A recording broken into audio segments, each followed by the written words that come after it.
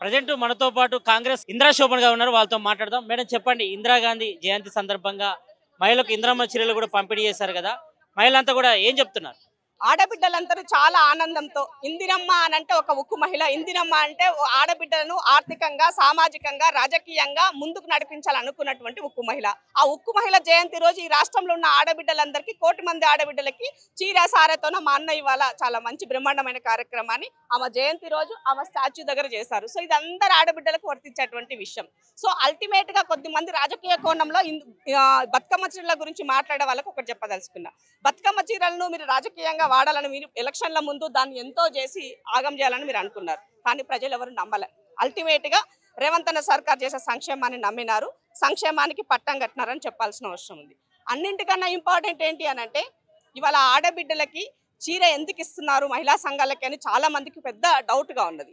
So ఈ రాష్ట్ర ప్రభుత్వం వచ్చినప్పటి నుంచి మహిళా సంక్షేమ కేంద్రంగా, మహిళా సాధికారత కేంద్రంగా, మహిళా అభివృద్ధి కేంద్రకంగా పనిచేస్తుంది. కాబట్టి ప్రతి విషయంలో అవి హాస్టల్లో ఫుడ్ అయ్యుండొచ్చు, స్కూల్లో వాళ్ళ యూనిఫామ్లు అయ్యుండొచ్చు, ఇవాళ సోలార్ అయ్యుండొచ్చు, బస్సు అయ్యుండొచ్చు, ఇవాళ పెట్రోల్ బంక్ అయ్యుండొచ్చు, నువ్వు ఏది చేసినా కూడా మహిళలకి సాధికారత కోసం ముందుకెళ్తుంది. అలాంటప్పుడు మిగతా మహిళలు కూడా ఈ ప్రజాపాలనలో భాగస్వామ్యం అయ్యాలంటే, ఆ ఆడబిడ్డ లెక్క మీరు కూడా ఉండాలంటే డెఫినెట్ గా ఆమె ఆ చీర కట్టుకొని ఎక్కడికన్నా వెళ్ళినప్పుడు ఎవరు ఈ మహిళ అని అడుగుతారు. తప్పకుండా సెల్ఫ్ హెల్ప్ ఉమెన్ అని అడుగుతారు, మహిళా సంఘం సభ్యురాలు అంటారు. సో ఆ యొక్క గుర్తింపు వాళ్ళకి వస్తుంది.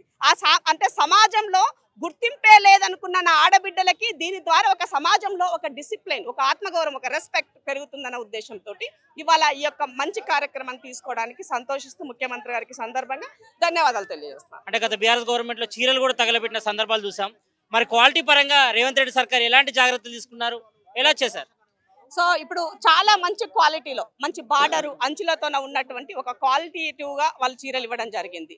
సో ఆ గత ప్రభుత్వము గుజరాత్కి వెళ్ళి కిలోల లెక్క తెచ్చినటువంటి 50 రూపాయలు 60 రూపాయల కిలో చీరలు తెచ్చి అవి మన కొంగలకు, వరిచెల్ల మీద కొంగలు ఆల్తాయేమో అని వాళ్ళు బెదురు తెరలుగా వాడినటువంటి విధంగా గతంలో చూసినాం. మాలాంటి వాళ్ళమే చాలా సందర్భంలో ఆ వీడియోలు చేసి కూడా చూపించినాం. బట్ ఇవాళ ఆడబిడ్డలని గౌరవించుకోవాలన్న ఉద్దేశంతో మనం ఇచ్చేటువంటి దానిని, ఆ ఒక్క చీర వాళ్ళ జీవితం అని అనను, కానీ ఆ ఒక్క చీర అనేది వాళ్ళకి ఇచ్చేటువంటి ఆ రెస్పెక్ట్ ని పెంచుతుందని మాత్రం చెప్పారు.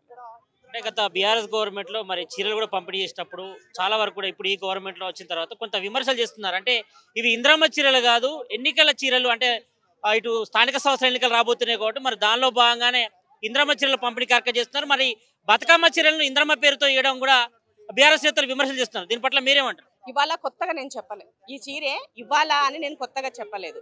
ఇది చెప్పి చాలా రోజులు అవుతుంది. కాబట్టి ఇవి లోకల్ బాడీ ఎలక్షన్ల కోసం పనికొస్తుంది ఇప్పుడే అనుకుంటామని చెప్పడం అనేది మూర్ఖత్వం అయితే తప్ప దానివల్ల ఎలాంటి. ఇక్కడ చూస్తారు కదా, మొత్తం క్వాలిటీ పరంగా కూడా అన్ని జాగ్రత్తలు తీసుకున్నాము. మరి రేవంత్ రెడ్డి సర్కార్లో మరి మహిళల గౌరవం కోసం మరి ఇందిరమ్మ చీరల పంపిణీ కార్యక్రమం చేస్తాం. మరి ఉక్కు మహిళ అయినటువంటి ఇందిరాగాంధీ జయంతి సందర్భంగా మరి మహిళలందరికీ, అంటే స్వయం శాఖ మహిళలందరికీ కూడా ఈ యొక్క ఇందిరమ్మ చీరలు పంపిణీ చేయడం పట్ల కూడా హర్షం వ్యక్తం చేస్తున్నట్లు మరి కాంగ్రెస్ సీనియర్ నాయకురాలు ఇందిరా శోభన్ గారు చెప్తున్నారు. కెమెరామెన్ రఘుతో సతీష్, ఆంధ్రప్రభ న్యూస్, హైదరాబాద్.